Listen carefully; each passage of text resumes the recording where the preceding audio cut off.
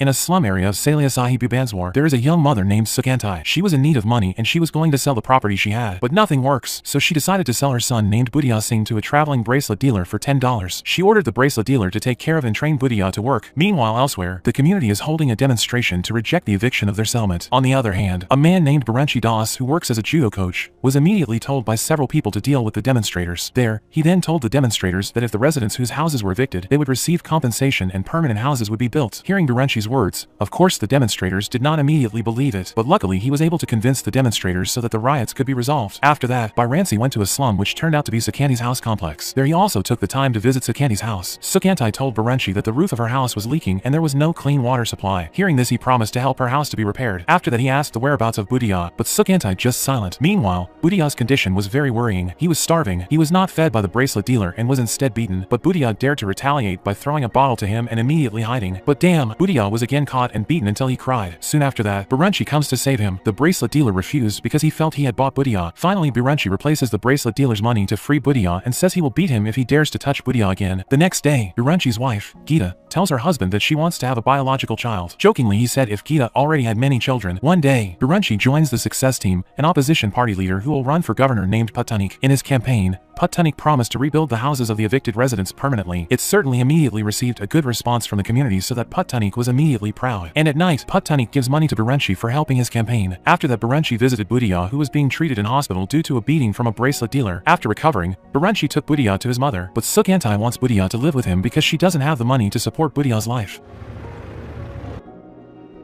When he get home, Gita rejected if Bhudia lived in their house because they had taken care of 22 orphans, but after seeing Bhudia's innocence, she became melted and accepted him to live in their house. In the morning, as usual, the children got up to do activity. One child tries to wake Bhudia, but he found Bhudia was wetting on the bed. This made he get bullied by that child. Do not accept being bullied. Bhudia then pushed him till he fall. For his actions, Barenchi punishes Bhudia to run around the field and he don't allow to stop until Barenchi tells him to stop. He and his wife then left to take care of their business for hours and forgot about Bhudia. When home, one of their children said that since morning Bhudia had run and would not stop. Hearing this, Barenchi and Gita panicked. They immediately checked Bhudia's condition, but he didn't get tired and laughed instead. At night, he was watching the marathon broadcast on TV. There he thought of Bhudia in the field of running. The next day, he invites Bhudia for a morning run. They then ran together and from there they became closer. He said that he likes to run. After running, Barenchi takes Bhudia to his personal doctor. Barenchi says that Bhudia has already run 5 kilometers. It is something very extraordinary, considering Bhudia's age. He was only 5 years old. After the doctor checked his condition, it turned out that Bhudia's condition was fine. As a reward for Bhudia's achievements, Barenchi gifts him new shoes, and to make the other children are not jealous, Gita then gives them a sweets. After knowing the talent possessed by Bhudia, Barenchi became more focused in guiding Bhudia. He even promised Bhudia a bicycle if he was excited to train with him.